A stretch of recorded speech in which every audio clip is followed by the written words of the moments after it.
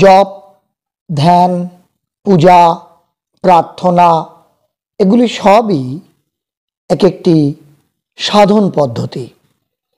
বলা ভালো আধ্যাত্মিকতার পথে এগিয়ে যাওয়ার এক একটি সিঁড়ি।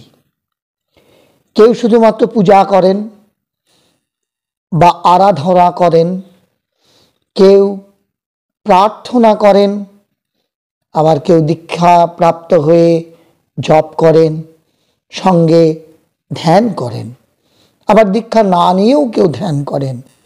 সবই কিন্তু এক একটি সাধন পদ্ধতি। এখন প্রশ্ন, যে সাধন পদ্ধতি ব্যাপারটা বলতে আমরা ঠিক কী বোঝাতে চাইছি? দেখুন, প্রতিটি কাজই এক প্রকার সাধনা। বলা ভালো যে সেই কাজে সফলতা অর্জন করতে গেলে যে ক্রমান্বয়ের প্রচেষ্টা থাকে সেটিকেই বলা হয় সাধনা।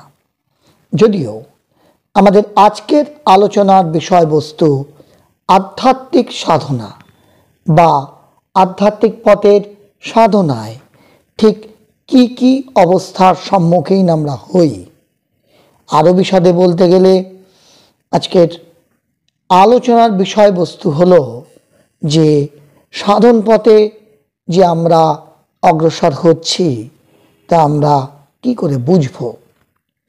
ঠিক এই প্রসঙ্গটি নিয়েই স্বামী রঙ্গনাথানন্দজিকে প্রশ্ন করা হয়েছিল।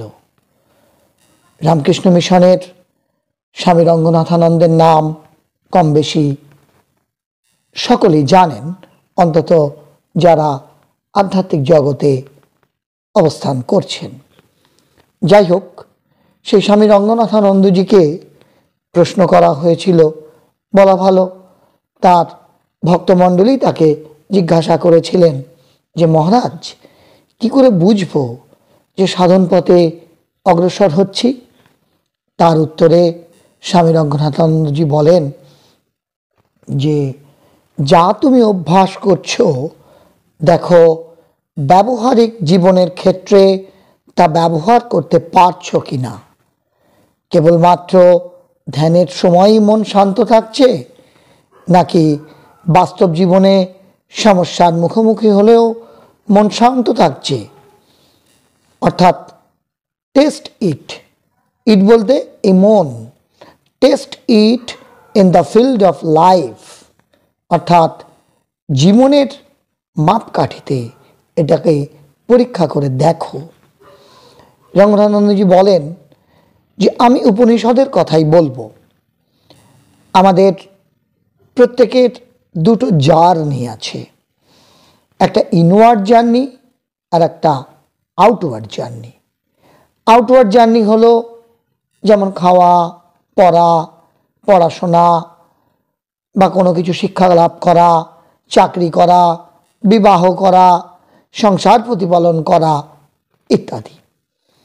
আর ইনওয়ার্ড জার্নি হলো রিয়েলাইজিং ইয়োর ট্রু নেচার, অর্থাৎ নিজের প্রকৃত সত্তাকে জানা।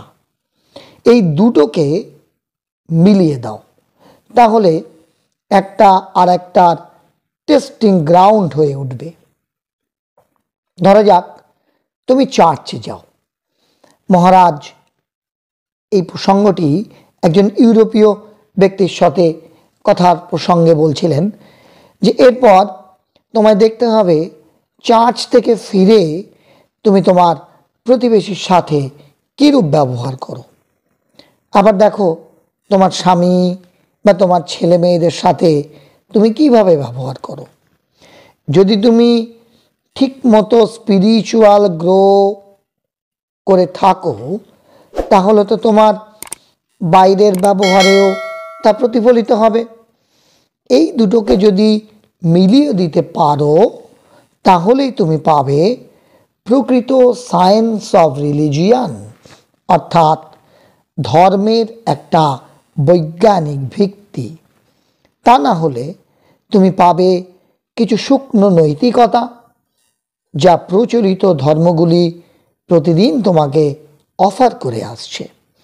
ঠিক এই কারণেই মানুষ চার্চে অথবা মন্দিরে প্রতিদিন যায়, নানা রকম আচার আচরণ পালন করে, তা সত্ত্বেও অন্তরে তার রয়ে গেছে একই রকম বিদ্বেষপূর্ণ, একই রকম বদ্ধ এবং একই রকম দুর্বল কিছু ভাব। রঙ্গনাথনন্দজি বলেন যে আমি এখানে কোনো ফরমান রিলিজিয়নের কথা বলতে চাইছি না। আমি বলছি যে তোমাকে অন্তরে এক নতুন রকম শক্তি পাচ্ছ কিনা সেটা দেখতে হবে। হয়তো তোমার প্রবলভাবে কোনো অপরাধমূলক কাজ করবার প্রবৃত্তি হচ্ছে, তুমি তাকে কন্ট্রোল করতে পারবে। তোমার মনে প্রবলভাবে ঈর্ষা বা বিদ্বেষ জাগছে, তুমি সেটা কন্ট্রোল করতে পারবে।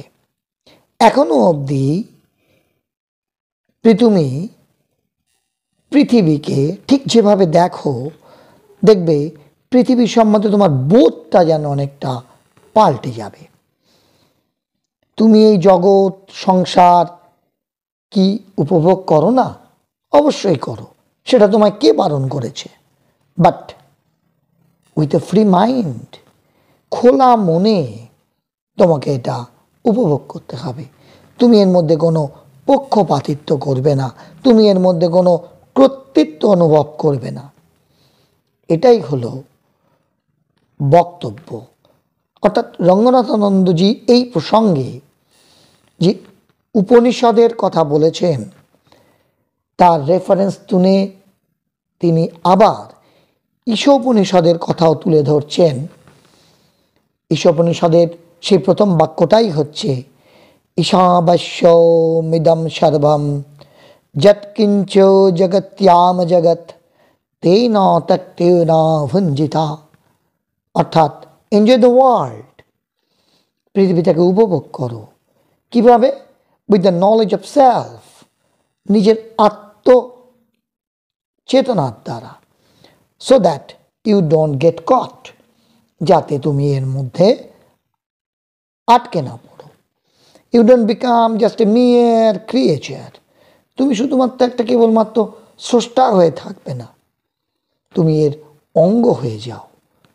আজকাল আমরা ভাবি, রঙ্গনাথনন্দজি বললেন যে আমরা জগৎকে এনজয় করছি, কিন্তু আসলে জগৎ আমাদের এনজয় করছে। We are being enjoyed. মূল্যবান কিছু তোমাদের ত্যাগ করতে বলছি না, কেবলমাত্র যা ফলস, যা অনিত্য, সেটা ত্যাগ করো। এই সংসারের খেলায় কিছু মাত্র সত্যতা থাকলে তা ত্যাগ করতে বলতাম না। যেমন ঠাকুর শ্রী রামকৃষ্ণ বলতেন, শূন্যের কোনো মূল্য নেই। একটা শূন্য, দুটো শূন্য, কোনো মূল্য নেই। আগে একটা এক বসাও, এবার দেখো 10, 100, 1000, 10,000, ওই যে এক, ওই দ্যাট ওয়ান, ওটাই কিন্তু প্রয়োজনীয়, ওটাই এসেনশিয়াল। যদি শুধু সংসার নিয়ে মেতে থাকো তাহলে শীঘ্রই এটা তোমার কাছে মিনিংলেস হয়ে উঠবে। সেই জন্য উপনিষদ বলছেন আনন্দ করো, উপভোগ করো, কিন্তু তোমার প্রকৃত স্বরূপের দ্বারা। যা অনিত্য তাকে ত্যাগ করো। ঈশ্বরই একমাত্র সত্য, কিন্তু ঈশ্বর দূরের কোনো বস্তু নন, তিনি তোমার মধ্যেই আছেন। প্রকারান্তরে তুমিই সেই ঈশ্বর।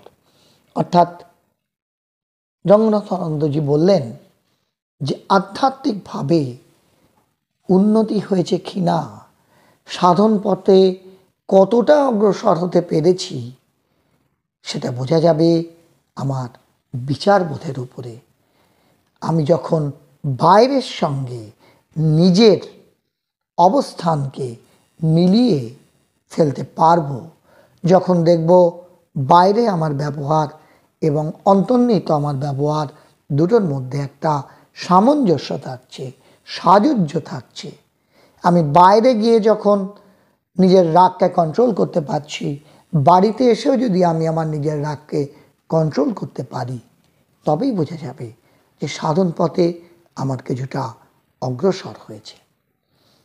তাহলে বন্ধুরা, আজকের এই সংক্ষিপ্ত আলোচনায় আমরা স্বামী রঙ্গনাথানন্দজির কথা আপনাদের কাছে তুলে ধরলাম, যিনি ব্যাখ্যার দ্বারা আলোচনার মাধ্যমে খুব সুন্দরভাবে বুঝিয়ে দিয়েছেন যে কিভাবে আমরা বুঝতে পারবো যে সাধন পথে আমাদের অগ্রগতি হচ্ছে কি হচ্ছে না।